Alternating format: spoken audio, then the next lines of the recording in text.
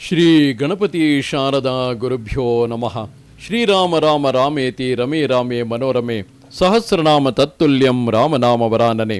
ಶ್ರೋತೃಗಳಿಗೆ ಶ್ರೀಮದ್ ವಾಲ್ಮೀಕಿ ರಾಮಾಯಣದ ಯುದ್ಧಕಾಂಡದಲ್ಲಿ ರಾಕ್ಷಸ ಮಂತ್ರಿಗಳು ರಾವಣನ ಮತ್ತು ಇಂದ್ರಜಿತುವಿನ ಪರಾಕ್ರಮವನ್ನು ವರ್ಣಿಸುತ್ತಾ ರಾಮನನ್ನು ಜಯಿಸುವ ವಿಶ್ವಾಸವನ್ನು ರಾವಣನಲ್ಲಿ ಹುಟ್ಟಿಸಿದುದು ಎಂಬ 7ನೆಯ ಸರ್ಗಕ್ಕೆ ಸ್ವಾಗತ.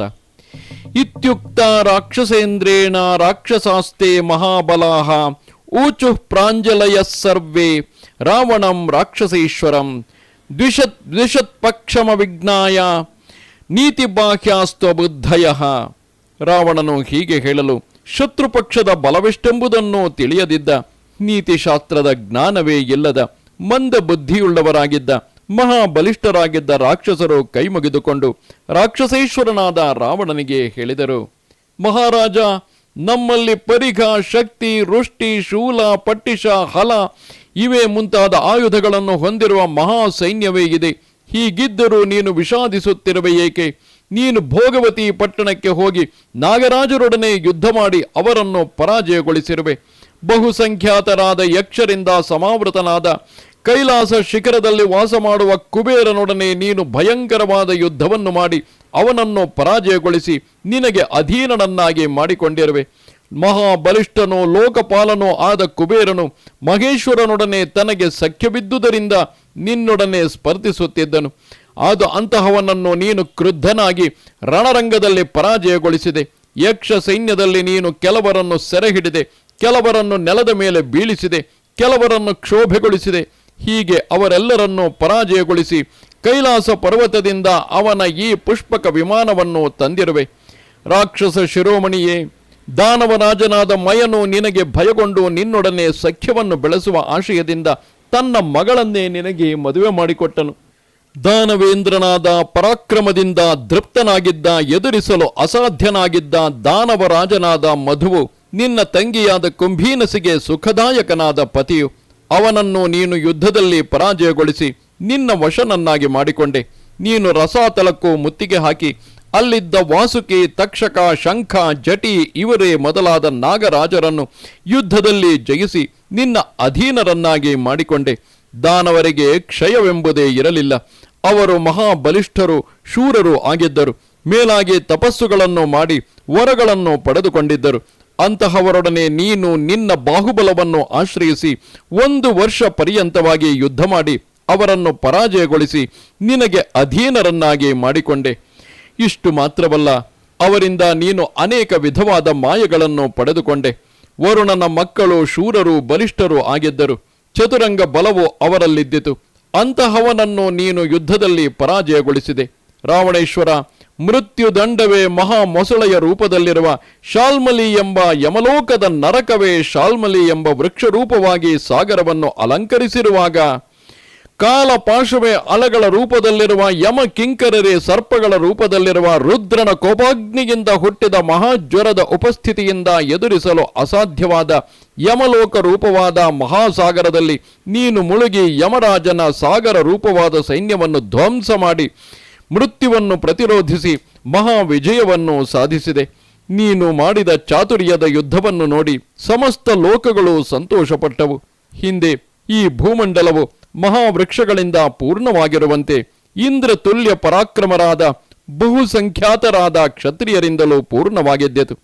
ಅವರ ಗುಣ, ಉತ್ಸಾಹ ಮತ್ತು ಪರಾಕ್ರಮಗಳಿಗೆ ಹೋಲಿಸಿದರೆ ರಾಘವನು ಯುದ್ಧದಲ್ಲಿ ಖಂಡಿತವಾಗಿಯೂ ಅವರಿಗೆ ಸಮನಾಗುವುದಿಲ್ಲ. ಸಮರದಲ್ಲಿ ದುರ್ಜಯರಾಗಿದ್ದ ಅಂತಹ ರಾಜರನ್ನೇ ನೀನು ಬಲಪೂರ್ವಕವಾಗಿ ಸಂಹರಿಸಿದೆ. ಹೀಗಿರುವಾಗ ರಾಘವನೊಡನೆ ಯುದ್ಧ ಮಾಡಿ ಜಯಗಳಿಸುವುದರಲ್ಲಿ ಯಾವ ಸಂಶಯವಿದೆ? ಮಹಾರಾಜ, ನೀನು ಹೀಗಾದರೂ ಮಾಡು. ನೀನು ಇಲ್ಲಿಯೇ ಇದ್ದು ಬಿಡು. ನಿನಗೆ ಶತ್ರು ವಿನಾಶಕ್ಕಾಗಿ ಶ್ರಮಿಸುವ ಅವಶ್ಯಕತೆಯಾದರೂ ಎಲ್ಲಿದೆ? ಮಹಾಬಾಹುವಾದ ಈ ಒಬ್ಬ ಇಂದ್ರಜಿತುವೆ ಸಮಸ್ತ ವಾನರರನ್ನು ಸಂಹರಿಸುತ್ತಾನೆ. ಇವನು ಪರಮೋತ್ಕೃಷ್ಟವಾದ ಮಹೇಶ್ವರನಿಗೆ ಸಂಬಂಧಿಸಿದ ಯಜ್ಞವನ್ನು ಮಾಡಿ ಲೋಕದಲ್ಲಿ ಇತರರಿಂದ ಪಡೆಯಲು ಸುದುರ್ಲಭವಾದ ವರವನ್ನು ಪಡೆದುಕೊಂಡಿದ್ದಾನೆ. ದೇವತೆಗಳ ಸೈನ್ಯವು ಸಮುದ್ರಕ್ಕೆ ಸಮಾನವಾದುದು. ಶಕ್ತಿ ತೋಮರಗಳೇ ದೇವಸೇನಾ ಸಾಗರದಲ್ಲಿರುವ ಮೀನುಗಳು. ಗಾಯಗೊಂಡ ಯೋಧನ ಶರೀರದಿಂದ ಹೊರಬಂದಿರುವ ನರಗಳೇ ಸಮುದ್ರದ ಪಾಚಿಗಳು. ಗಜಗಳೇ ಅದರ ಆಮೆಗಳು.